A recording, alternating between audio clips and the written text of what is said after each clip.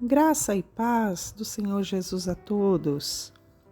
Vamos lá, no áudio passado nós vimos que o anjo do Senhor conduziu Felipe a falar com o eunuco, aquele eunuco da rainha.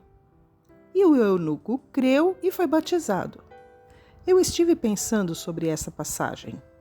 Parece até algo assim meio fora do contexto, mas creia, o Senhor tem os seus planos e aquele eunuco levou a palavra. A Bíblia nos diz que a palavra nunca volta vazia. E eu creio que não foi em vão todo aquele discurso que Felipe fez. O eunuco era da Etiópia e então, voltando para lá, ele levou a palavra do Senhor. Agora nós estamos em Atos capítulo 9 e diz assim: E Saulo, respirando ainda ameaças e mortes contra os discípulos do Senhor, dirigiu-se ao sumo sacerdote e pediu-lhes cartas para Damasco, para as sinagogas, a fim de que, se encontrasse alguns daquela seita, quer homens, quer mulheres, os conduzissem preso a Jerusalém. E indo no caminho, aconteceu que, chegando perto de Damasco, subitamente o cercou um resplendor de luz do céu. Eu preciso fazer uma pausa para te falar que Saulo acreditava realmente que estava fazendo a coisa certa. Ele estava disseminando uma religião falsa para ele que estava surgindo. Então, ele só estava cumprindo o seu dever. Então, o cercou subitamente um resplendor de luz do céu. E caindo em terra, ouviu uma voz que lhe dizia: Saulo, Saulo, por que me persegues? E ele disse: Senhor, quem és? E disse o Senhor: Eu sou Jesus a quem tu persegues. Duro é para ti recalcitrar contra os aguilhões. Opa, o que é isso? Aguilhão era uma vara feita para conduzir o gado. Ela tinha um ferro pontiagudo na sua ponta. E recalcitrar quer dizer se opor, e contra. Então, quando Jesus diz assim para ele: duro é para ti recalcitrar contra os aguilhões, praticamente seria a mesma coisa. É duro você dar murro na ponta da faca. Ou é duro para você ir contra uma vara pontiaguda. Verso 6. E ele, tremendo e atônito, espantado, disse: Senhor, que queres que faça?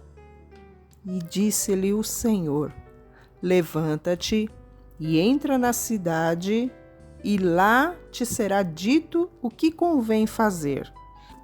E os varões que iam com ele pararam espantados, ouvindo a voz, mas não vendo ninguém. E Saulo levantou-se da terra e, abrindo os olhos, não via a ninguém. E, guiando-o pela mão, o conduziram a Damasco. E esteve 3 dias sem ver, não comeu e nem bebeu.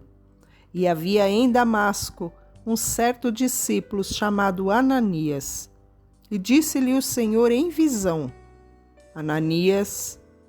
E ele respondeu: Eis-me aqui, Senhor. E disse-lhe o Senhor: Levanta-te, vai à rua chamada Direita, e pergunta em casa de Judas por um homem de Tarso chamado Saulo, pois eis que ele está orando. E, numa visão, ele viu que entrava um homem chamado Ananias e punha sobre ele a mão para que te tornasse a ver. Ou seja, o Senhor deu uma visão a Saulo que entrava um certo Ananias e punha a mão sobre ele e ele voltava a enxergar. Então foi o Senhor até Ananias e instruiu Ananias a fazer exatamente aquilo.